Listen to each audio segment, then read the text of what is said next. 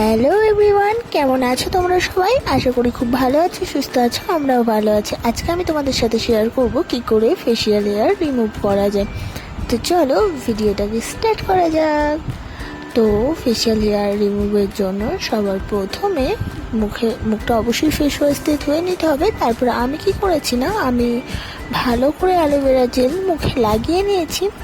দেন aloe vera জেলটা মুখে যাতে স্টিকি না হয়ে যায়, মানে আটকে না যায়, তার জন্য রোজ ওয়াটার ইউজ করছি, যাতে একটা স্লিপারি ভাব আসে।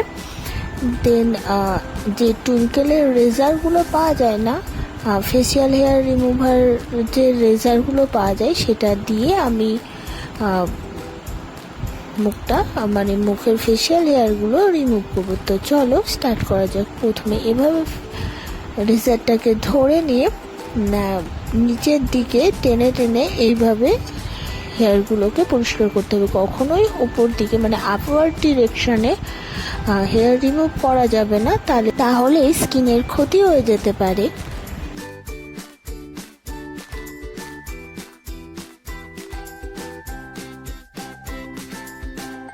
না, আসলে স্কিনের উপর যে একটা কালো আস্তরণ পড়ে ময়লার, সেটাও এটার দ্বারা রিমুভ হয়ে যায়। আর তারপর আমি আইব্রোটাকেও ডিফাইন করে নেব এটা দিয়ে।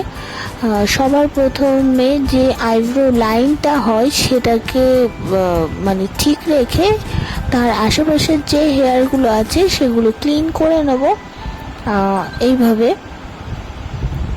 তো ইজিলি আমরা বাড়িতে এইভাবে ফেসিয়াল হেয়ার রিমুভ করতে পারি আর আমাদের আইব্রো শেপটাকেও ঠিকঠাক রাখতে পারি।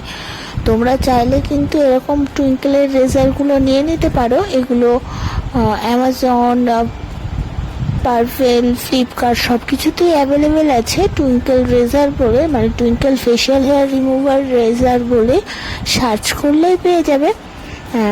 তো চলো, আমার ভিডিওটা যদি তোমাদের হেল্পফুল লেগে থাকে অবশ্যই কিন্তু like, comment, share and subscribe করতে ভুলবেন না।